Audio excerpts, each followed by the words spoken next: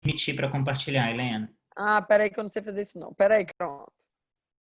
Então, boa noite, pessoal. De novo, agradecer à equipe do GEL, Alexandre, a Helena, Otávio, pelo convite da gente dar um pouquinho a sequência da nossa discussão.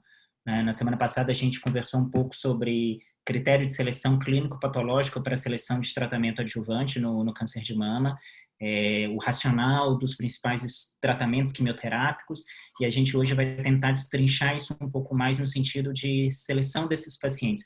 O que a gente pode acrescentar na maneira de selecionar esses pacientes para realmente avaliar quais são os pacientes que se beneficiam da incorporação da quimioterapia adjuvante. Como eu falei para vocês na semana passada, na ausência de alguma ferramenta melhor, a gente acaba utilizando muitos fatores tumorais e fatores do paciente na análise de escolha de tratamento, né? Se a gente vai fazer ou não quimioterapia. E para isso a gente vai avaliar basicamente fatores do tumor, como tipo histológico, o estadiamento clínico dessa lesão, quais são as características do fenótipo da doença, qual que é o perfil imunistoquímico, o grau, se existem fatores de mau prognóstico como invasão linfática.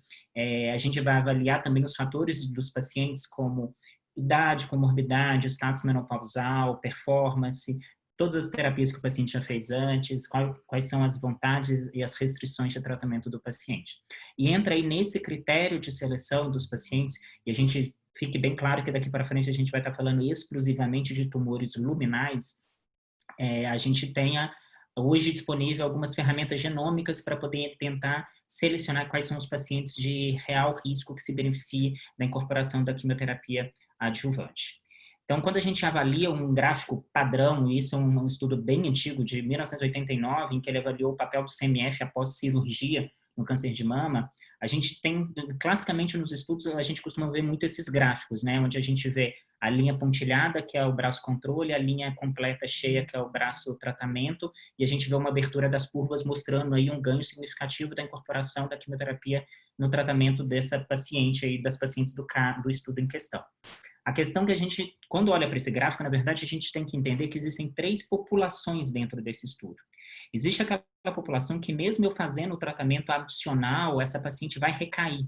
E essa paciente, na verdade, ela não teve benefício nenhum de eu ter incorporado o tratamento, porque a doença dela recaiu de qualquer maneira. Existe aquele grupo de pacientes que iria recair se eu não tivesse feito o tratamento adjuvante, e com a incorporação da quimioterapia, essas pacientes passam a ter uma sobrevida maior, e é o grupo que a gente quer identificar quem são esses pacientes. Existe uma parcela considerável de pacientes que o tratamento cirúrgico por si só foi suficiente para tratar essa paciente, e essa paciente ela não precisa receber quimioterapia. Então, aquela máxima que a gente durante muito tempo ouviu, que todo câncer operado teria que fazer quimioterapia adjuvante porque isso traz ganho de sobrevida, isso não é verdade. A gente não pode dizer que o que serve para um serve para outros. Ou se eu for juntando todos os tratamentos para um paciente, eu vou estar somando todos os benefícios. Não necessariamente. A grande dificuldade, na verdade, é entender quem é esse paciente. Qual é o paciente que eu vou se beneficiar do tratamento, em que eu vou ter o ganho de sobrevida e com nenhuma toxicidade ou uma toxicidade aceitável, e separar daquela paciente que eu não estou trazendo benefício, ou aquele pior cenário, que além de eu não estar trazendo benefício clínico, eu estou piorando a qualidade de vida dessa paciente porque eu estou agregando toxicidade. Então, o ponto-chave da questão é como individualizar esse tratamento e como selecionar o paciente para isso. Se a gente pudesse desenhar uma ferramenta ideal para que nos desse essa resposta, essa ferramenta ela teria que ter 2 papéis. Ela teria que mostrar quem eu posso evitar o tratamento, então a gente buscar marcadores prognósticos, e para aquela paciente que eu sei que precisa receber o tratamento, qual tratamento funciona melhor, porque aí eu vou estar selecionando os fatores preditivos de resposta. E quem veio para tentar nos responder e tirar dessas dúvidas, não que vai resolver todos os nossos problemas, se nos ajuda bastante nessa situação, é a incorporação das assinaturas genômicas. Elas têm a capacidade de selecionar os pacientes que realmente se beneficiam da quimioterapia adjuvante, daqueles que não se beneficiam, e dessa forma a gente vai reduzir supertratamento, a gente vai reduzir custos, a gente vai reduzir toxicidade, tanto emocional quanto toxicidade física, além da toxicidade financeira. Existem várias assinaturas disponíveis hoje, a gente tem basicamente 5 assinaturas, mas até pela questão do tempo, e eu vou me ater mais às duas primeiras, que é o Oncotype e o MamaPrint. Por quê? Porque primeiras são as únicas que têm recomendação categoria 1 pelos guidelines internacionais. Isso só é possível porque são exatamente as duas ferramentas que a gente tem estudos randomizados que validaram essa estratégia. Todas as assinaturas que a gente tem, além do Oncotype e do MamaPrint, o BCI, o ProSigna e o Predict, eles foram análises retrospectivas de estudos prospectivos. Mas os estudos de randomização com essas ferramentas ainda não têm disponível, diferentemente do que a gente já tem com o Oncotype e com o MamaPrint. Começando então pelo Oncotype, o Oncotype é uma ferramenta genômica que ela foi inicialmente avaliada em dois estudos, através do NSBPB14 e do NSBPB20. O NSBPB14 foi um estudo que pegou pacientes com câncer de mama luminal. Essas pacientes foram randomizadas para receber tamoxifeno versus observação. E eles viram nesse estudo que o tamoxifeno foi superior ao braço de observação. E aí depois, essa análise do NSBPB14, essa análise retrospectiva, né, desse estudo que é prospectivo, eles fizeram a assinatura genômica desses tumores. E eles viram que aquelas pacientes, todas do braço do tamoxifeno, que receberam tamoxifeno, e de acordo com o grau de risco dela, elas tinham evoluções diferentes, mostrando que aquela paciente que tinha um baixo risco, ela tinha uma sobrevida livre de recorrência à distância muito melhor do que aquelas pacientes de risco intermediário e, consequentemente, de alto risco. Ou seja, ele estava separando quem era paciente de bom prognóstico da paciente de mau prognóstico. E isso, por isso que a gente fala que o Oncotype é uma ferramenta prognóstica. E, ao mesmo tempo, essa ferramenta também foi validada no estudo NSBPB20, que é mais ou menos o mesmo desenho, pacientes com câncer de mama luminal operadas, e aí elas foram randomizadas para receber quimioterapia seguida de tamoxifeno versus só tamoxifeno. E aí eles viram que aquelas pacientes que tinham alto risco clínico e que fizeram quimioterapia, elas tinham uma sobrevida livre de recorrência à distância muito superior do que aquelas pacientes que fizeram só tamoxifeno, mostrando que aquelas pacientes de alto risco, elas se beneficiavam da quimioterapia e por isso que ela é uma ferramenta preditiva de benefício de tratamento sistêmico. Mas, como eu falei para vocês, o que tornou essa ferramenta validada, principalmente, foi um estudo prospectivo randomizado de fase 3, que é o estudo TAYLOR-X. Esse estudo, eles pegaram pacientes com câncer de mama luminal, pelo desenho do estudo eram pacientes de 18 até 75 anos, com tumor até 5 centímetros, axila negativa.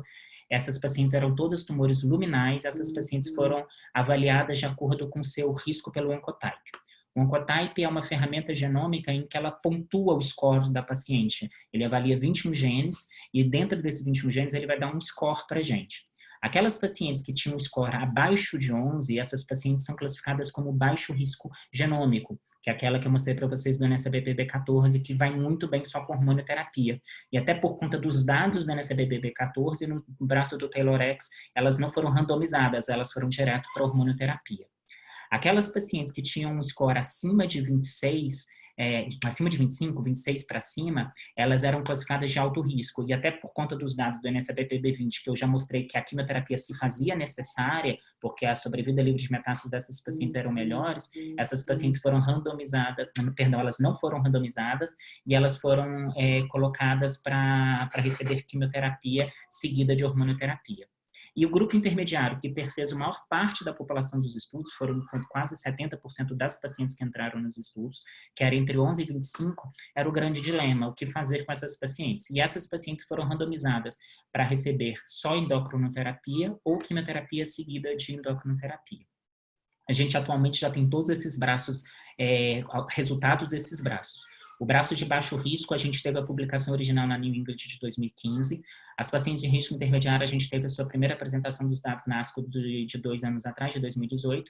E a evolução das pacientes de alto risco, a gente teve a apresentação na ESMO do ano passado, que eu vou mostrar para vocês. Quando a gente olha as pacientes que entraram nos estudos, elas foram bem balanceadas quando a gente avalia os braços de randomização, ou seja, as pacientes de risco intermediário. Quando a gente olha os extremos, as pacientes de baixo risco versus as pacientes de alto risco, é óbvio que isso não era randomizado, até porque nas pacientes de baixo risco eu tinha muito mais tumores iniciais, muito mais tumor grau 1, muito mais tumor bem diferenciado, diferentemente quando eu comparo as pacientes de alto risco. Mas nas pacientes do braço randomizado, isso foi bem balanceado. Quando a gente olha a população que entrou no estudo, isso é muito importante quando a gente vai transferir essa ferramenta para a nossa prática clínica. Essa paciente, ela preencheu o critério, ela entrou no estudo para eu poder indicar essa ferramenta. Acho que essa é a principal ponto-chave que a gente tem que levar em consideração na hora de escolher se justifica pedir essa ferramenta na nossa prática clínica e qual ferramenta a gente vai pedir. Então, quando a gente olha as pacientes que entraram no estudo, a mediana de idade era em torno de 55 anos, tanto é que aproximadamente 70% dessas pacientes eram pacientes pós-menopausadas. Entraram pacientes abaixo de 50 anos, mas a gente vai ver mais para frente que pacientes muito jovens, abaixo de 40, 35, 40 anos, foi um percentual bem pequeno, foi em torno de 5% só das pacientes que entraram no desenho do estudo. Apesar do estudo permitir tumores até 5 centímetros, a mediana de tamanho do tumor foi em torno de 1,5 centímetro a 1,7, ou seja, a mediana era um tumor mais inicial, um estadio clínico 1. E os tumores de alto risco, de alto grau, né, que a gente fala, no grupo de intermediário, foi a minoria, foi em torno de 15% dessas pacientes. Quando a gente olha a classificação de risco dessas pacientes, que são os critérios do Advante Online, e isso até é uma análise que eles trouxeram por conta da outra ferramenta, que é a MamaPrint, porque eles usaram o risco clínico na seleção de pacientes, a gente vê que a grande maioria das pacientes que entraram no risco intermediário, que é o nosso ponto principal, eram pacientes de baixo risco clínico, era quase 75% das pacientes. Isso tudo já são indícios para aquela paciente que talvez eu vou ponderar mais uma assinatura do que a outra assinatura. Um dado importante que a gente tem que ver aqui, já fazendo um link para a nossa discussão, que quando a gente avalia risco clínico e a gente não tem assinatura genômica da paciente, a gente pondera fazer quimioterapia, a gente acerta na grande maioria das vezes, mas a gente está muito predisposto a erro, tanto na questão de supertratamento quanto subtratamento. A maior prova que a gente olha aqui, quando a gente olha aqui nas pacientes de baixo risco clínico, quando a gente olha, 43% dessas pacientes pontuaram com score acima de 26 no TELOREX, mostrando que ela tinha um alto risco genômico, ou seja, em quase 40%, em 40% dos casos, se eu seguisse o risco clínico e não indicasse quimioterapia, eu estaria subtratando essas pacientes. E o contrário, quando eu pego aquelas pacientes de alto risco clínico pelo Oncotype, eu tenho aqui 22% dessas pacientes com score abaixo de 10%, mostrando que essas pacientes tinham um baixo risco genômico e, teoricamente, elas não precisariam receber quimioterapia. Então, a gente já vê que o risco clínico ele não tem a mesma capacidade de seleção de pacientes que a assinatura genômica consegue fornecer para a gente. Um dado importante que eu mostrei para vocês, que apesar do estudo ter incluído tumores até 5 centímetros, a grande maioria das pacientes que entraram nesse estudo tinham tumores até 3 centímetros. Quando a gente olha tumores de 3 a 4 centímetros, foi aproximadamente 5 a 6% da amostra, e tumores entre 4 e 5 centímetros foi em torno de 2% da amostra. Também para a gente entender a hora de indicar essa assinatura para paciente que chega no nosso consultório. Passando para os dados dos resultados, quando a gente avalia aquelas pacientes de baixo risco clínico, que foi a primeira publicação do TAYLORx saiu na New England de 2015, a gente viu que realmente a hormonioterapia isolada para essas pacientes está excelente, tá? A sobrevida livre de doença, sobrevida livre de recorrência, sobrevida de metástase e sobrevida global foram todas assim de 94% a 95%, mostrando isso no segmento de 5 anos, mostrando que essas pacientes estão muito bem tratadas exclusivamente com hormonioterapia, e a gente fica muito tranquilo de omitir quimioterapia para essas pacientes. Quando a gente passa para o risco intermediário, a gente já passa a ter uma população um pouco mais heterogênea. A mediana de idade é em torno de 55 anos, aquilo que eu falei para vocês, menos de 5% dessas pacientes eram abaixo de 40 anos. A gente não entrou pacientes acima de 75 anos nesse estudo. Apesar da mediana do tumor ter sido de 1,5, só 7% das pacientes tinham lesões acima de 3 centímetros. A maioria eram tumores grau 2 e, como eu mostrei para vocês, a grande maioria, 75%, eram baixo risco clínico. O que essas pacientes receberam de tratamento, né? Porque elas foram randomizadas para quimioterapia seguida de endocrinoterapia versus endocrinoterapia isolada. A escolha do tratamento ficou a cargo do investigador. A gente não randomizou braços de tratamento, a gente randomizou estilos de tratamento. Então, a grande maioria das pacientes que eram pós-menopausadas receberam inibidor de aromatase, em 90% dos casos. E das pacientes pré-menopausadas que entraram no estudo, só 13% dessas pacientes receberam supressão ovariana. Em relação à quimioterapia, a grande maioria delas, 56%, fizeram TC. E tem todo um racional para isso. Se a gente lembrar da discussão da semana passada, pacientes com T1N0, com axila negativa, TC vezes 4 vezes 6 está de excelente tamanho para ela, por isso que a grande maioria dessas pacientes acabaram recebendo esse protocolo sem antraciclina. Bom, o que a gente viu no endpoint primário do estudo, que era sobrevida livre de doença invasiva em 5 anos? Que a gente não tinha diferença nenhuma nessas pacientes de risco intermediário, ou seja, entre 11 e 25, a taxa de recorrência foi exatamente a mesma, os braços foram sobrepostos, mostrando que eu estaria confortável de omitir quimioterapia para as pacientes de risco intermediário. Quando a gente olha os endpoints secundários, que é sobrevida livre de recorrência à distância e sobrevida global, a gente também vê uma clara sobreposição das curvas, mostrando que a omissão da quimioterapia tá bem indicada nesse cenário. Entretanto, nem tudo são flores, porque eles começaram a avaliar outros fatores de estratificação dessas pacientes. E eles viram que naquelas pacientes de risco intermediário, ou seja, com score entre 11 e 25, e com idade abaixo de 50 anos e acima de 50 anos, esse comportamento ele não foi tão semelhante assim.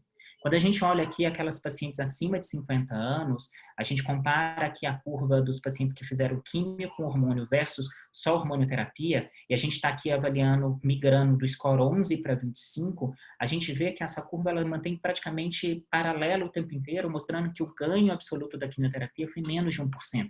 Ou seja, essas pacientes com score intermediário acima de 50 anos, a gente fica realmente muito tranquilo em omitir quimioterapia. Entretanto, quando a gente olha para as pacientes abaixo de 50 anos, nesse score intermediário, à medida que a gente caminha do 11 para 25, essas curvas começam a se abrir. Até o score 15, elas são praticamente sobrepostas, a gente não vê muita diferença. Entretanto, quando a gente vai caminhando para outro extremo do risco intermediário, a gente vê essas curvas se abrindo. E esse ganho absoluto chega a quase 6% a mais para os pacientes que fizeram quimioterapia. E 6% a mais de ganho absoluto é algo significante. A gente não pode falar que isso não trouxe benefício para essas pacientes. A gente transformando esse mesmo gráfico agora em colunas, fica mais fácil para a gente visualizar isso. Então, aqui mostrando a sobrevida livre de metástase à distância. No segmento, agora a gente já está falando de 9 anos, essa publicação do risco intermediário já foi com 9 anos. A gente tem aqui mostrando que essas pacientes com hormonioterapia no risco baixo, elas foram muito bem, mesmo no segmento mais longo.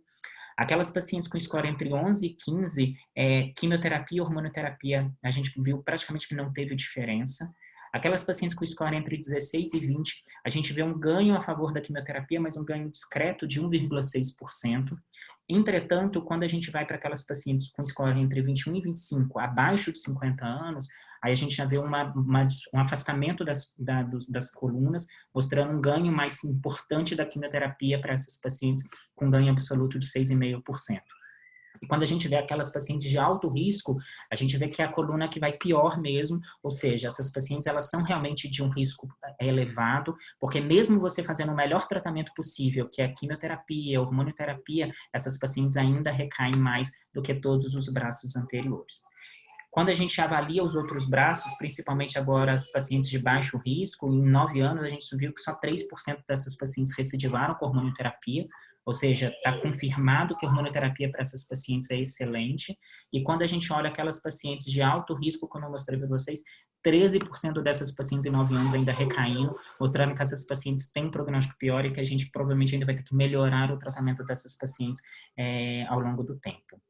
Quando a publicação da ASCO aconteceu em 2018, a gente montou mais ou menos um algoritmo assim. Então, toda aquela paciente com tumor até 5 centímetros, e aí eu coloco as minhas ressalvas para tumores próximo de 5 centímetros, eu acho que talvez não seja a melhor assinatura para elas, que sejam tumores luminais, a gente definiu. Se ela era acima de 50 anos, qualquer score abaixo de 25, essa paciente iria só para hormonioterapia isolada, e se essa score fosse acima de 25, a gente faria quimioterapia seguido de hormônio.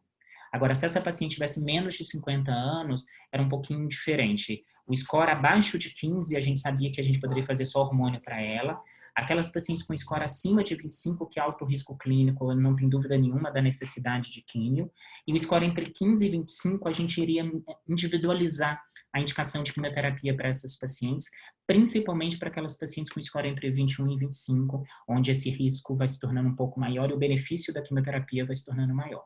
Acho que a principal mensagem que a gente tem que ter do TAYLORx, apesar desses pontos de corte, isso não é uma variável dicotômica ou bem categorizada, é uma variável contínua. E óbvio que quanto maior é o score dessa paciente, maior é o risco, e como a gente discutiu na reunião passada, quanto maior o risco, consequentemente maior o ganho que a quimioterapia vai trazer, absoluto que a quimioterapia vai trazer para aquele paciente. Entretanto, as coisas não são tão simples assim, a gente sempre pode dificultar em oncologia. Então, na ASCO do ano seguinte, eles trouxeram uma atualização dos dados incorporando o risco clínico na análise dessas pacientes. Porque quando a gente vai ver no MamaPrint, o MamaPrint ele leva em consideração o risco genômico, mas ele também leva em consideração o risco clínico. Em contrapartida, no Oncotype, essa análise não tinha sido feita. Então, eles trouxeram uma análise secundária, que era uma análise planejada, em que eles avaliaram a incorporação do risco para essas pacientes. E o critério era o critério do adjuvante online. Entretanto, o adjuvante online ele saiu do ar e a gente não tem mais disponível, então a gente tem uma tabela que reproduz o que o adjuvante online mostrava para a gente. Agora, eu não vou me ater ao N1, tá, gente? Porque, lembrando que o Taylor-X não entrou em pacientes com axila positiva, então, para a gente, essa coluna agora essa parte da tabela não nos interessa. Mas, pensando no N0, a gente tem a regra do 1, 2, 3, 3, 2, 1. Acho que é a melhor regra para guardar. O que é isso? Qualquer tumor grau 1, para ele ser considerado alto risco, ele tem que ser acima de 3 centímetros.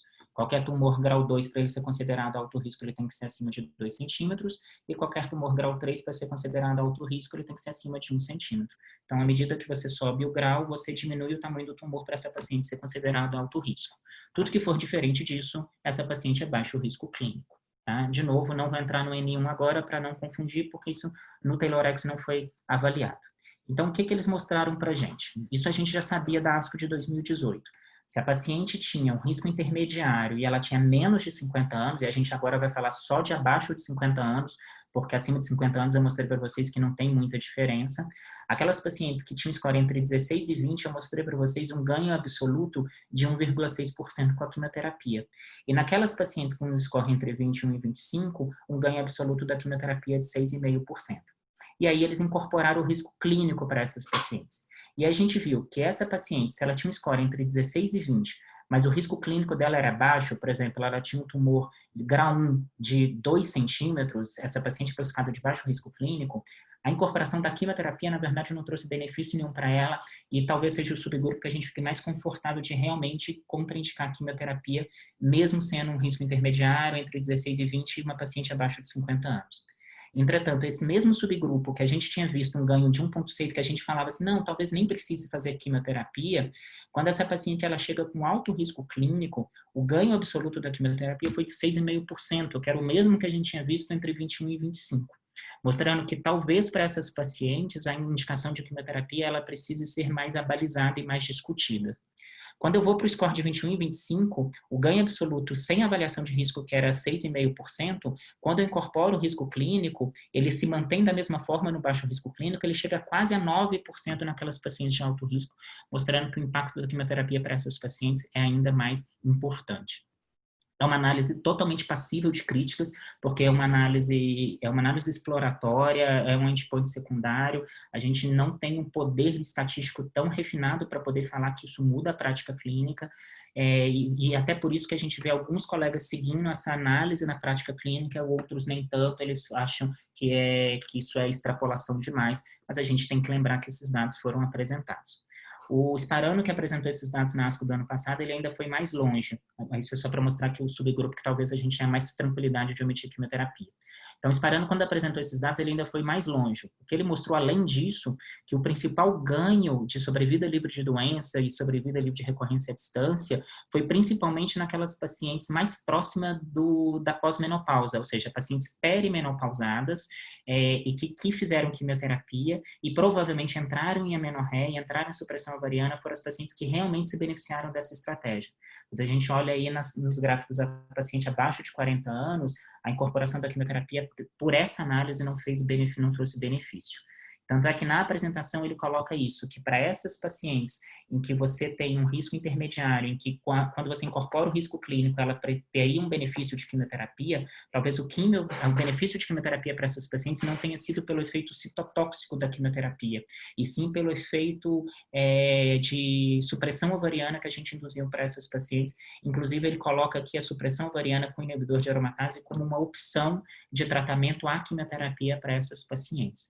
Mas da mesma maneira que eu mostrei para vocês que a análise de incorporação de risco clínico é uma análise exploratória, você concluir que a supressão ovariana ele substitui quimioterapia para essas pacientes também é uma análise exploratória. O estudo ele não tem poder para responder isso para a gente. Eu entendo isso mais como um formulador de hipótese ou como uma opção assim, de exceção para aquela paciente que não quer fazer quimioterapia e que você acha que ela tem um risco considerável, você incorporar a supressão ovariana para essa paciente, principalmente se ela for uma paciente pré-menopausada. Bom, então, se eu fosse transformar aquele fluxograma que eu fiz no começo, o que a gente teria agora seria isso. Paciente abaixo de 10, a gente não faz nenhuma quimioterapia. Paciente com score abaixo de 15, também nenhuma quimioterapia. A paciente com score entre 16 e 20, se ela é acima de 50 anos, eu não preciso fazer quimio. E se ela é abaixo de 50 anos, eu vou avaliar o risco clínico dela e discutir com a paciente esses números. Lembrando, né, como eu falei para vocês, é uma amostra pequena de pacientes. Quando é um score de 21 e 25, mesmo ela estando acima de 50 anos, a gente não tem benefício de ofertar quimioterapia. E quando essa paciente tem abaixo de 50 anos, o ganho da quimioterapia ele já se torna um pouco mais expressivo, independente do risco clínico. E para aquelas pacientes com score acima de 26, não tem dúvida nenhuma, independente da idade, essas pacientes se beneficiam da incorporação da quimioterapia. A gente teve a apresentação dos dados do TAYLORx na ESMO do ano passado, das pacientes de alto risco clínico. Lembrando que essas pacientes, elas não foram randomizadas, todas elas foram direto para quimioterapia, seguida de hormonioterapia. O que esse estudo mostrou para a gente? Que em 5 anos, a gente tinha 88% das pacientes livres de doença invasiva. Em 9 anos, e aqui é mais estimado, porque a gente não tem um tempo de segmento tão longo dessas pacientes, 76% dessas pacientes livres de doença invasiva em 9 anos de segmento. Numericamente, perdão, essas pacientes foram muito melhor do que as pacientes que não fizeram quimioterapia, reforçando o impacto da quimioterapia para essas pacientes. Lembrando que, como a gente não tinha um braço sem químio nesse estudo, essa análise que a gente está fazendo, ele está pegando o braço do NSPB20. Para lembrar, o NSPB20 foi aquele estudo que eu mostrei para vocês que validou o papel prognóstico, preditivo, perdão, da quimioterapia, do Oncotype, para avaliar o benefício da quimioterapia nas pacientes de alto risco. Então, como no SCPPB20 tinha paciente de alto risco que só fez tamoxifeno, então ele pegou os dados dessas pacientes para poder fazer uma análise comparativa com o que a gente tem do TAYLORx. Então, aqui a gente está comparando 2 estudos diferentes, mas o objetivo aqui é só deixar claro que a incorporação da quimioterapia faz toda a diferença para essas pacientes, e mesmo assim são pacientes de alto risco de recorrência no segmento mais longo. Quando a gente avalia o impacto da quimioterapia, por que tipo de quimioterapia que essas pacientes receberam, tanto em relação de recorrência à doença à distância, quanto em relação à recorrência de doença invasiva, a gente vê que as curvas são quase que todas sobrepostas. O único protocolo que vai um pouco pior, numericamente, é o CMF, quando a gente vê comparado com os protocolos TC, antraciclina sem taxana, antraciclina com taxana. Só que é muito importante a gente entender aqui que eu não estou falando que essas pacientes de alto risco a gente pode fazer só TC para ela, ou que TC é equivalente a CT, ou seja, aquela discussão de antraciclina foi à toa. Porque a gente tem que lembrar que elas não foram randomizadas para receber qual braço de quimioterapia. Isso aqui era a escolha do investigador. Então, como eu tinha muito mais pacientes com estadio clínico inicial, a maioria das pacientes que entraram no estudo do Oncotype do TAYLORx eram T1N0, mesmo ela sendo alto risco genômico, por ela ter fatores clínicos de doença inicial, a gente estava muito tranquilo de oferecer TC para essas pacientes. Então, quando eu faço essa análise do tipo de quimioterapia, o que a gente quer deixar claro não é porque a paciente tem um Oncotype de 30, 40, 50, que eu tenho que fazer mais quimioterapia para essa paciente, que eu tenho que fazer antraciclina para ela. Porque, na verdade, esses estudos de indecisão de quimioterapia, eles não levaram em consideração do Oncotype. Na verdade, o único estudo que fez essa análise, e a gente mostrou na semana passada, foi o Plan-B, que ele selecionou pacientes com score acima de 11. Mas ele escolheu um score acima de 11. Eu tinha uma parcela de pacientes aí com risco intermediário que nem precisaria ter recebido quimioterapia, quanto mais antraciclina. Então, a mensagem principal é que essa análise das pacientes de alto risco, ela não tem poder para mostrar para a gente qual protocolo de quimioterapia ele é melhor. Ele só me fala que eu preciso fazer quimioterapia. Bom, uma pergunta que a gente sempre se fez em relação ao ponto de corte. Quando o Oncotype foi feito, o ponto de corte, principalmente tanto do baixo risco, risco intermediário e alto risco, eram pontos mais altos. E quando o estudo do TAYLORx foi desenhado, eles baixaram o ponto de corte para o valor mínimo do intervalo de confiança, porque eles queriam melhorar a sensibilidade e a especificidade do teste. Então, a gente ficou um hiato aí, porque a gente tem uns estudos prognósticos que mostram, os estudos anteriores, os prognósticos e preditivos, o NSBPB20, o NSBPB14, que eles usaram o ponto de corte de 31. E o estudo do TAYLORx, ele mostrou aquelas pacientes com ponto de corte de 26. E a dúvida é, será que que essas pacientes se comportariam diferente? Será que se eu não usasse 31 e colocasse as pacientes com score de 26 a 30, elas, como intermediário, elas não iriam tão bem com hormonioterapia sem precisar de quimioterapia? Devido à ausência dessa resposta, o grupo do próprio Dusparano, ele fez uma análise retrospectiva, pegando os dados do National Cancer Database, em que eles pegaram pacientes com câncer de mama, com score acima de 26, e eles dividiram essas pacientes entre 26 e 30 e acima de 31. É uma coorte desse estudo, e o que esse estudo mostrou para a gente é que, quando olha aqui o gráfico da esquerda da tela, as pacientes com recorrência score de 26 a 30, ou seja, aquelas pacientes de alto risco, mas levando em consideração o cutoff do TAYLORx, quando eu faço quimioterapia para ela, e comparado com essa mesma paciente que eu não faço quimioterapia, a gente teve um ganho significativo na sobrevida global a favor de quem fez quimioterapia. A gente tem uma redução no risco de morte na ordem de 30%, mostrando que mesmo aquelas pacientes entre 25 e 30, eu tenho que ofertar quimioterapia. Então, aquela dúvida assim, será que eu poderia ter tratado ela com hormônio, já que eles mudaram o ponto de corte? Esse estudo mostra que não, que essas pacientes realmente se beneficiam da quimioterapia. E quando eu olho o gráfico da direita e eu comparo a evolução das pacientes entre 26 e 30 e aquela acima de 31, e aqui todo mundo recebeu quimioterapia, então eu não tenho viés do tipo de tratamento, eu vi que aquelas pacientes que tinham score acima de 31, elas tiveram maior risco de morte num follow-up de 5 anos, quando comparado com aquelas pacientes com score de 26 a 30. Reforçando aquele princípio que eu mostrei para vocês, que a variável, o recurrence score, é uma variável contínua. Então, obviamente, aquela paciente com recurrence score de 70, ela vai ter um prognóstico pior do que a paciente que tem um recurrence score de 40, que provavelmente é pior do que aquela paciente que tem um recurrence score de 28 ou 29. Então, a gente sabe que isso é impactante no risco dessa paciente, mas a gente continua tratando todas com a mesma estratégia de tratamento, que é a quimioterapia seguida de hormonioterapia. Passando agora para o MamaPrint, o MamaPrint ele é uma assinatura genômica que, diferentemente do Oncotype, ele é uma assinatura exclusivamente prognóstica. A análise dos dados do MamaPrint em estudos prospectivos, ele separou as pacientes em alto risco e baixo risco, então isso já é outra diferença do MamaPrint, ele é uma assinatura dicotômica, ele só classifica em alto e baixo risco, e nessa análise ele mostrou que em todas as pacientes, independente de ser axila negativa ou axila positiva, e aqui a axila positiva é 3 linfonodos, a gente está falando de N1, quem tinha um MamaPrint de baixo risco genômico, elas tinham uma evolução muito mais favorável do que aquelas pacientes de alto risco genômico. Isso é uma análise retrospectiva, então a gente teve um estudo para validar prospectivamente essa assinatura, que foi o estudo MINDACT. O estudo MINDACT, ele pegou pacientes com câncer de mama de 18 a 70 anos, mas ele se diferenciou do Oncotype, do estudo do TAYLORx, em algumas coisas. Primeiro ponto é a população de estudo. Aqui entraram tumores mais localmente avançados do que no TAYLORx. Então, o estudo permitia tumores T1, T2 e T3, e eles permitiam axila negativa, mas também axila positivas, desde que fosse de 1 a 3 linfonodos positivos. O estudo ele também incorporou tumores HER2 positivo e triplo negativo. Mas como eu falei anteriormente para vocês, a gente só usa essas assinaturas para os tumores luminais, porque os outros tumores no TAYLORx eles não foram representados e no MINDACT a gente teve uma população subrepresentada dessas pacientes. Quase 90% das pacientes que entraram no estudo do MINDACT eram tumores luminais. Então, a gente não consegue extrapolar esses dados para tumor triplo negativo e HER2 positivo, a gente vai aplicar exclusivamente para tumores luminais.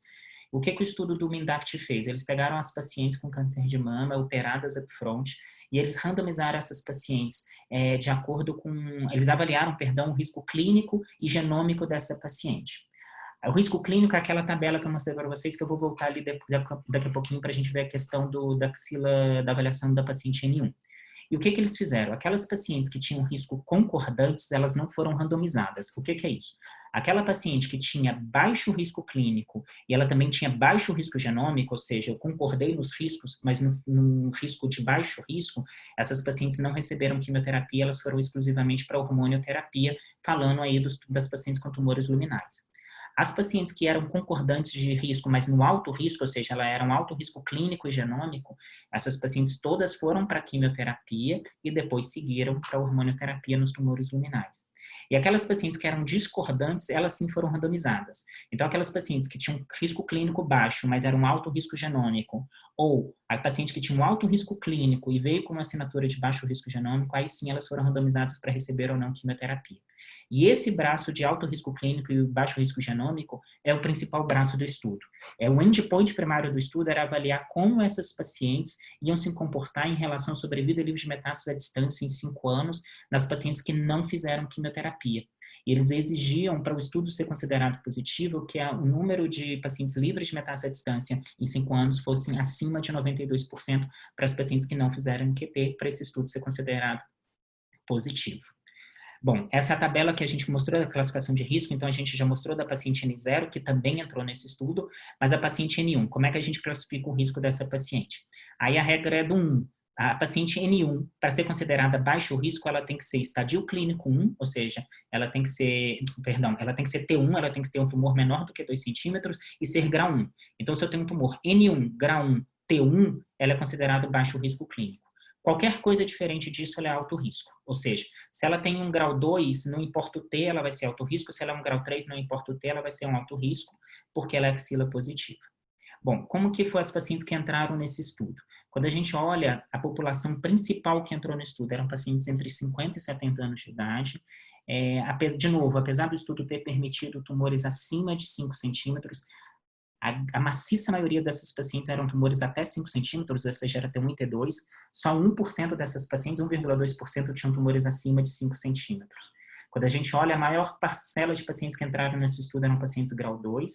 E apesar do estudo ter permitido axila positiva, isso foi um adendo que entrou depois no estudo, ele já estava em andamento. Então, quase 80% dessas pacientes eram N0. As pacientes que entraram para axila positiva depois, a grande maioria dessas que eram positivas era N1, com um linfonodo positivo, 4% eram 2 linfonodos positivos e só 2% dessas pacientes tinham 3 linfonodos positivos. Vamos ver quem foi subrepresentado nesse estudo. Pacientes abaixo de 35 anos foi menos de 2%, tumor acima de 5 centímetros foi 1,2%, e como eu falei para vocês, 3 linfonodos positivos foi 2,3%. Por que isso é importante? Como eu falei anteriormente, isso vai ser na hora de indicar uma assinatura genômica. Se chegar uma paciente no seu consultório com 30 anos de idade, com tumor de 8 centímetros, com 3 linfonodos positivos, eu nunca ofertaria assinatura genômica para essa paciente. Essa paciente ela tem um altíssimo risco, essa paciente precisa fazer quimioterapia. Por mais que você fale, não, mas ela preenche a escritura do critério do estudo do MINDACT. É uma paciente luminal com tumor T3N1. Tudo bem, mas quantas dessas pacientes realmente existiram dentro do estudo? Porque se eu já tenho pacientes jovens subrepresentada, tumor grande subrepresentada, axila mais positiva subrepresentada, imagina tudo isso numa única paciente. Então é difícil a gente extrapolar também demais para isso e ficar muito amarrado no desenho do estudo achando que essa paciente está bem representada. Porque provavelmente a gente vai estar subtratando essa paciente se a gente optar por omitir quimioterapia para ela. Pelo menos são os critérios que eu utilizo na minha prática na hora de indicar ou não uma assinatura genômica para paciente. Bom, em relação ao risco concordante, o estudo ele mostrou que hormonioterapia para os pacientes de baixo risco é excelente, a sobrevida livre de doença à distância, de metástase, sobrevida de doença, sobrevida global para essas pacientes foram todas acima de 90%, 95% ou 96%, e aquelas pacientes de alto risco clínico e genômico também mostraram que a quimioterapia ela se fazia necessária, porque elas precisaram fazer quimioterapia e hormonioterapia para elas conseguirem chegar aí numa sobrevida livre de metástase e sobrevida de doença na ordem de 85% a 90%. O que nos interessa são as pacientes do grupo discordante. E pela publicação do estudo, a gente mostrou que as pacientes de risco discordante a gente poderia omitir a quimioterapia. Quando a gente olha o principal grupo que nos interessa, que é aquelas pacientes que chegam no seu consultório, tem um tumor que a princípio você indicaria quimio porque ela tem um alto risco clínico e ela vem em baixo risco genômico, quando a gente avaliou as pacientes que fizeram quimio e não fizeram quimioterapia, no segmento dessas pacientes a gente viu um ganho absoluto a favor da quimioterapia só de 1,5%, mostrando que isso não foi estatisticamente significativo, tranquilizando-nos em relação à omissão de quimioterapia para essas pacientes. O outro extremo, que é a paciente de baixo risco clínico alto genômico, é uma população subrepresentada no estudo, foram poucos pacientes, mas nesse estudo mostrou que para essas pacientes não fez também diferença em relação à incorporação da quimioterapia. Um dado importante que a gente tem que levar em consideração, e esse talvez seja o principal calcanhar de Aquiles da assinatura do MamaPrint, é que quando ele avalia nesse subgrupo, que é o que mais nos interessa, que é o alto risco clínico e baixo genômico, quando a gente avalia sobrevida livre de doença, que é um endpoint que a gente usa até muito mais do que sobrevida livre de metástase à distância, a gente viu que o grupo que fez quimioterapia, ela teve 3% a mais. Aqui a gente veio de ganho absoluto a favor das pacientes que não fizeram quimioterapia. E isso foi estatisticamente significativo, foi uma redução no risco de recorrência, né, de doença na ordem de 36%, mostrando que talvez não é tão seguro falar só porque a paciente veio com baixo risco genômico que a gente pode falar com ela que a quimioterapia não teria nenhum benefício para ela. E a gente vai entender daqui a pouquinho para quem é essa paciente, talvez que a gente não fique tão confortável de escalonar a quimioterapia, mesmo que ela venha com baixo risco genômico. A gente vai ter na ASCO agora, na sexta-feira, a apresentação de um follow-up mais longo desse estudo do MINDACT. A gente já tem o abstract publicado, a gente ainda não tem a apresentação, né? A gente vai ver no final de semana, mas a gente viu agora no segmento de 8 anos, mostrando que as pacientes que fizeram quimioterapia, comparado com as pacientes que não fizeram, uma diferença aí de mais ou menos 2,6% a favor da quimioterapia.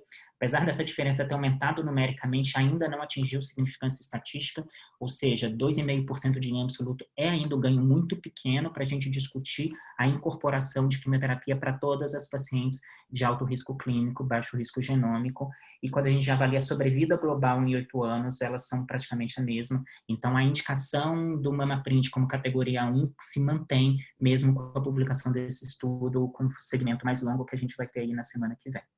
Então, qual que é a conclusão que a gente chega? Que quando eu tenho uma paciente de alto risco clínico e alto risco genômico, não tem dúvida nenhuma, é a paciente que eu preciso fazer quimioterapia para ela.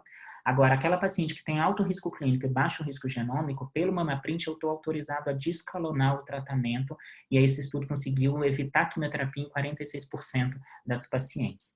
Para quem eu nunca vou pedir MamaPrint? Para paciente que ela tem baixo risco clínico. Então, se chegou uma paciente para mim ter um N0 grau 1 ou grau 2, que seja, essa paciente, se ela vier baixo risco genômico, eu sei que ela vai só para hormônio, e se ela vier, mesmo se ela vier alto risco genômico, como as curvas foram sobrepostas, eu sei que ela não tem benefício de fazer quimioterapia. Então, fazer o MamaPrint para paciente de baixo risco clínico não está indicado. Então, isso já ajuda na hora que a gente fica no dilema. Para essa paciente eu vou pedir Oncotype, eu vou pedir MamaPrint. A primeira coisa é, avalie o risco clínico. Se ela é alto risco clínico, tudo bem, o MamaPrint é uma opção para ela, mas se ela é baixo risco clínico, o MamaPrint já está fora da jogada. Não porque essa paciente não vai precisar de quimioterapia, mas o MamaPrint ele não está desenhado para nos dar essa resposta. Bom, então mostrando para vocês, são assinaturas diferentes, elas têm fatores que são, em alguns cenários, alguns casos se sobrepõem. Uma paciente, ela pode preencher critério tanto para Oncotype como uma MamaPrint, mas apesar da gente ver muitas vezes apresentações de debate entre elas, né, como se elas fossem concorrentes, a gente vai ver que não necessariamente isso acontece, elas são ferramentas diferentes. Um Oncotype ele vai avaliar o risco na vigência de tamoxifeno adjuvante, enquanto o MamaPrint ele avalia a evolução da história natural da doença, ele não tem interferência de tratamento. O Oncotype ele é preditivo e prognóstico, o MamaPrint é prognóstico. O Oncotype eu tenho mais pacientes de baixo risco clínico, enquanto no MamaPrint é meio a meio, e lembrando que no final a gente só vai indicar para paciente de alto risco clínico. O Oncotype a gente não tem dado para axila positiva, né, só para N0. Os dados que a gente tem para axila positiva, na grande maioria das vezes, são dados retrospectivos, e a gente está esperando os dados do RxPonder, que é um estudo randomizado para avaliar o papel do Oncotype nas pacientes com até 3 linfonodos positivos, diferente do MamaPrint, que a gente já tem essa população representada no estudo. O Oncotype é uma variável contínua, enquanto o MamaPrint ele é um resultado binário. Agora, o que essas duas assinaturas têm em comum? A população subrepresentada. Ambos têm poucos pacientes jovens e ambos têm poucos pacientes com tumores mais localmente avançados, principalmente pensando aí em T3. Não são ferramentas que são intercambiáveis. Então, assim, se a paciente ela é baixo risco pelo Oncotype, ela vai vir baixo risco pelo MamaPrint? Não necessariamente. Existe um estudo chamado Optima, que ele fez essa avaliação, e ele mostrou que aquelas pacientes com Oncotype de baixo risco, eu tinha pacientes incluídos com alto risco aqui é o número absoluto, a gente vê aqui 28% de discordância, e o contrário, aquelas pacientes com alto risco pelo Oncotype, eu tenho 6 pacientes de baixo risco clínico pelo MamaPrint, 12% de diferença. Eles só tiveram concordância em 74% dos casos, isso é uma baixa concordância, por isso que não tem intercambiabilidade.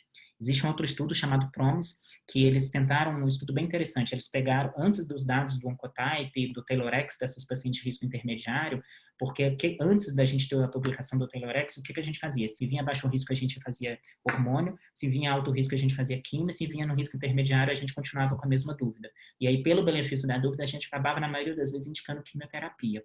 Esse estudo PROMIS, o que eles fizeram? Não. Então, a paciente que tiver risco intermediário, vamos fazer o seguinte, vamos pedir uma print dela, para ver se o MamaPrint nos ajuda a diferenciar essas pacientes. E eles viram que não tem leitura, esses testes não são intercambiáveis. De 840 pacientes de risco intermediário pelo Oncotype, a gente teve quase que metade baixo risco e alto risco clínico. Quando eu olho aqui aquelas pacientes aqui com score acima de 26, que eles também pegaram pacientes com score mais alto, a gente tem 20% das pacientes que têm alto risco pelo Oncotype e que são baixo risco pelo MamaPrint. E quando eu pego pacientes com risco intermediário pelo Oncotype, a gente tem alto risco pelo MamaPrint. Ou seja, a mensagem principal é, não dá para intercambiar, não dá para, deu um ruim nesse aqui, deixa eu testar no outro. Ou, veio intermediário, eu estou na dúvida, eu vou fazer o MamaPrint. Então, a análise pré-clínica, pré-exame, ela é fundamental. Então, assim, o médico ele tem que realmente identificar qual a melhor assinatura para aquela paciente e escolher uma e seguir naquela. Não dá para a gente ficar mudando de assinatura no meio do caminho. A gente tem vários outros estudos mostrando isso para a gente, uma mudança de classificação de uma assinatura pela outra, aí variando de 6% a 33%, num estudo apresentado no Congresso da Universidade da Califórnia, apresentado no Congresso em Miami. Essa outra série, publicada na JCO de 2015, também mostrando uma discordância entre MamaPrint e Oncotype de 22% a 35% dos casos, reforçando que a gente não pode extrapolar de uma assinatura para outra. Uma discussão que eu falei para vocês das pacientes jovens sempre foi uma angústia muito grande para a gente do que fazer com essas pacientes. A gente não tem realmente nenhum estudo prospectivo específico para esse subgrupo de pacientes, mas a JCO apresentou um dado no ano passado, no finalzinho de novembro do ano passado, ela apresentou esse artigo em que eles pegaram pacientes abaixo de 40 anos com tumores luminais, N0 ou N1, e eles avaliaram o oncotype dessas pacientes, mas esse estudo ele é uma coorte prospectiva, mas eles não definiram a estratégia de tratamento, eles não foram randomizados, a escolha do tratamento da paciente foi independente. Então, a gente não pode avaliar aqui o fator preditivo da assinatura na paciente jovem, mas a gente pode avaliar o papel prognóstico. E apesar dessas pacientes terem super representadas nos estudos, o que a gente viu nessa publicação, que o Oncotype, pelo menos nessas pacientes, elas são prognósticas. Quando a gente olha a parte de cima da coluna, a gente está olhando o cutoff tradicional de 31, né, de 18 a 30, acima de 31 para baixo risco, risco intermediário e alto risco, respectivamente. E aqui nos gráficos de baixo a gente está avaliando o cutoff do Taylorex. Vamos pegar do Taylorex, que é mais próximo da nossa realidade, e aqui a gente realmente vê que aquelas pacientes de baixo risco, elas têm um prognóstico melhor do que as pacientes intermediárias, mas elas ficam muito mais próximas, e aquelas pacientes de alto risco, elas recaem muito mais quando compara com as pacientes de baixo risco. E a mesma coisa na paciente com axila positiva, mas a gente vê que a paciente com axila positiva, o risco intermediário, essas pacientes recaem ainda mais do que as pacientes de N0, então também a gente não está falando que essa assinatura está validada para paciente com axila positiva como de forma prospectiva, mas é mais um dado indireto de que a gente no futuro vai conseguir usar essa assinatura para esse perfil de paciente. A gente teve o ESMO Breast Cancer semana passada, né? Ontem, na verdade, sábado e domingo, e esse pôster foi apresentado por um grupo do Matteo Lambertini, que é da Itália, em que ele tentou avaliar as assinaturas genômicas solicitadas em pacientes abaixo de 40 anos, e aí o que a gente viu, o que esse pôster deixou claro para a gente é que as assinaturas genômicas elas foram mais solicitadas nas pacientes jovens do que nas pacientes não jovens, que eu tenho muito mais pacientes de alto risco do que pacientes de baixo risco quando eu avalio as assinaturas, e de todas as assinaturas, ele só conseguiu tirar os dados do Oncotype, do MamaPrint e do EndoPredict. Então, quando eu olho aqui paciente jovem, eu tenho 16% de alto risco versus 10% na paciente acima de 40 anos. No MamaPrint, eu tenho 65% de paciente de alto risco genômico versus 38%, e no EndoPredict, 68% versus 49%. E aqui ele coloca bem pequenininho aqui, mas acho que não sei se vai dar para vocês verem, que isso daqui é em questão da assinatura do valor prognóstico dessa assinatura, eles fizeram análise de pacientes de baixo risco genômico e que não fizeram quimioterapia, mostrando que essas pacientes, em 6 anos, 92% dessas pacientes estavam livres de recorrência, e em 5 anos, 100% dessas pacientes estavam livres, estavam vivas sem mortalidade geral ou mortalidade por câncer, mostrando que para pacientes jovens com score abaixo de 11 para Oncotype ou baixo risco pelo MammaPrint, essas pacientes tratadas só com hormônios, elas realmente estão bem tratadas, mas a gente ainda não tem isso de uma maneira tão forte, de maneira prospectiva, como a gente vê para as pacientes mais pós-menopausadas, que foram pacientes mais bem representadas no estudo do TAYLORx e do MammaPrint. O resumo da ópera é que a gente pode pedir assinatura genômica para paciente jovem, sim, só que a gente não pode olhar a idade única como único fator dessa paciente. A gente tem que incorporar todos os outros fatores de risco da paciente, como grau, extensão de doença, infiltração linfática, número de linfonodos comprometidos, porque isso tudo vai impactando na hora da gente avaliar o risco real da paciente para ver se justifica tentar escalonar a quimioterapia para aquela paciente. Nosso grande calcanhar de Aquiles nisso tudo é acesso ao exame. As fontes pagadoras, elas não são regulamentadas para pagar essa assinatura. Com o valor do dólar, isso está ficando praticamente impossível e limitante. Então, a gente vem sempre buscando uma maneira de tentar predizer esse risco genômico através de fatores clínico-patológicos. A ASCO publicou esse dado em 2 anos atrás, em que eles tentaram predizer o alto risco pelo Oncotype.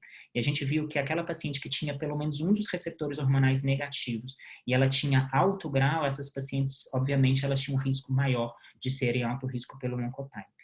A gente tem um nomograma da Universidade de Tennessee em que eles tentaram avaliar também o risco dessas pacientes. Então, a gente ia colocando todos os fatores, idade, tamanho do tumor, grau histológico, progesterona, invasão angiolinfática, subtipo histológico. Isso era pontuado e, à medida da pontuação, eles iam avaliar qual que é a probabilidade dessa paciente ser baixo risco pelo Oncotype.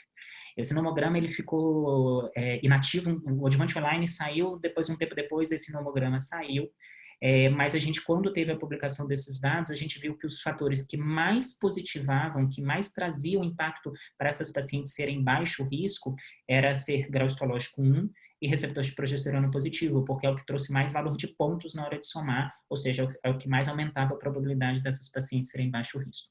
Como eu falei, esse nomograma depois saiu do ar, mas recentemente, esse nomograma voltou. Ele foi atualizado com os dados do TAYLORx, avaliando os outros fatores, e aí a Universidade de Tennessee disponibilizou esse nomograma para a gente através de uma calculadora. O site está aqui, acho que vale a pena guardar, porque é bem informativo. Eles avaliam qual o risco dessa paciente ser classificada como baixo risco, ou alto risco ou baixo risco genômico. Aqui o principal público dessa assinatura é pacientes acima de 50 anos, porque eles não avaliam risco intermediário. Tanto é que aqui embaixo ele coloca uma frase, olha, esse nomograma ele é aplicável para mulheres acima de 50 anos. Para mulheres abaixo de 50 anos, ele só serve para estimar a probabilidade de ser alto risco pelo Oncotype, porque ele não classifica risco intermediário. Eles usam um cutoff de 25, ou seja, até 25 e acima de 25, por isso que a idade é de 50 anos. É mais ou menos assim que ele se coloca. Você consegue colocar aqui o tamanho do tumor em milímetros, o grau da paciente, se tem receptor de progesterona positivo ou não, o subtipo histológico e a idade, e aí você coloca, se você quer calcular a chance dela ser alto risco ou baixo risco. Aqui eu coloquei baixo risco porque era uma paciente de 60 anos, e aí quando você coloca, ele calcula para você. Então, baseado nesses dados, essa paciente ela tem 91% de chance de estar no score entre 0 e 25. E por que a gente vai usar isso mais principalmente para as pacientes acima de 50 anos? Porque é a paciente que eu tenho certeza que abaixo de 25 eu não preciso fazer quimioterapia, por todos aqueles fatores que a gente discutiu na incorporação de risco clínico nas pacientes abaixo de 50 anos, que isso muda um pouquinho o peso da indicação da quimioterapia.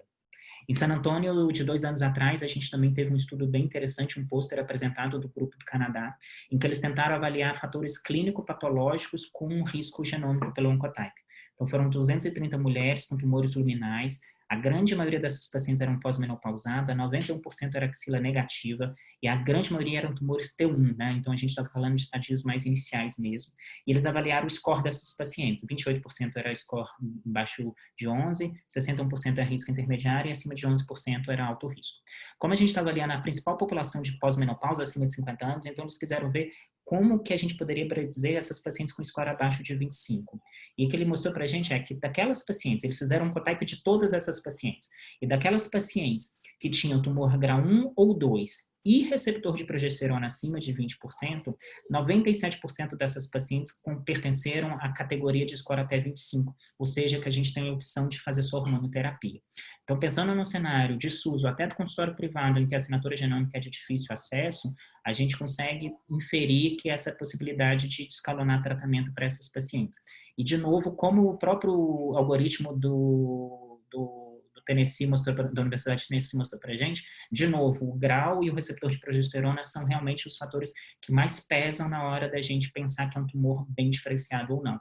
Isso também tem que ser levado em conta na hora de pedir uma assinatura. Será que uma paciente que já tem vários fatores de mau prognóstico, ela ainda chega com RP negativo, um grau 3, então, assim, será que realmente essa paciente vai vir baixo risco? É pouquíssimo provável que isso aconteça. Então, a gente começa também a selecionar melhor para quem pedir assinatura genômica, para também não onerar para todo mundo. O que a ASCO coloca para a gente? A ASCO publicou um guideline em 2016 sobre assinaturas genômicas, em quando ela fala do Oncotype como sendo indicada para todas as pacientes com tumores luminais, axila negativa. O Oncotype ele pode ser usado, a gente lembrando aí que é tumores até 5 centímetros, pode ser usado para descalonar, para guiar o tratamento adjuvante. Ele coloca como uma qualidade de evidência alta, uma recomendação forte. Em 2016, ele não me fala do MamaPrint, porque os dados do MINDACT ainda não teriam sido aprovados, não tinham sido apresentados, e ele não leva em consideração para recomendação estudos que não sejam randomizados para entrar no guideline deles. Entretanto, com a publicação do estudo MINDACT, eles fizeram um adendo, então eles atualizaram o guideline em 2017, onde eles avaliaram aquelas pacientes com receptores luminais, HER2 negativo, que são axila negativa e que são alto risco clínico, eles recomendam o MamaPrint, o MINDACT, o estudo MINDACT, como a melhor estratégia para essa paciente, como uma das estratégias para essa paciente, com uma evidência de qualidade alta e uma recomendação forte. E aí ele coloca, para essas pacientes que são tumores luminais, alto risco clínico e axila positiva, ele coloca como uma qualidade de evidência alta, mas uma recomendação moderada. E por que ele coloca isso? Porque a gente mostrou ali para vocês na discussão que a sobrevida livre de doença, para paciente com axila positiva principalmente, a gente teve um ganho aí de 3% a mais para quem fez quimioterapia. Então, quando a gente avalia aquele dado de sobrevida livre de doença, que ele foi melhor no braço de quimioterapia do que no que não recebeu quimioterapia, e apesar de ser um endpoint secundário do estudo, ele entende que isso não pode, a gente não pode garantir que a quimioterapia não teria benefício para essa paciente. Tanto é que ele coloca isso na recomendação, que as pacientes devem ser informadas que o benefício da quimioterapia ele não pode ser totalmente descartado, principalmente naquelas pacientes com mais de um linfonodo envolvido. Então, o que eu quero, a mensagem principal disso é que o MamaPrint é uma excelente assinatura para as pacientes, para axila negativa não tem dúvida nenhuma que é uma assinatura excelente, para paciente com axila positiva é o único que a gente tem dado prospectivo, mas a gente tem que ter cautela na hora de indicar essa assinatura genômica para pacientes com 2 ou 3 linfonodos positivos, porque são poucos representados no estudo e mesmo assim pode ser que seja a paciente que mais vai se beneficiar da quimioterapia e talvez seja aqueles 3% a mais de sobrevida livre de doença que a gente viu no estudo, foi exatamente pelo benefício que a quimioterapia se mostrou nessas pacientes. Então é isso, gente. Obrigado. Vamos para as perguntas aí. Isso, perfeito, cara. Mais uma vez, excelente aula. Deixa eu só ativar, promover o pessoal, a palestrante aqui.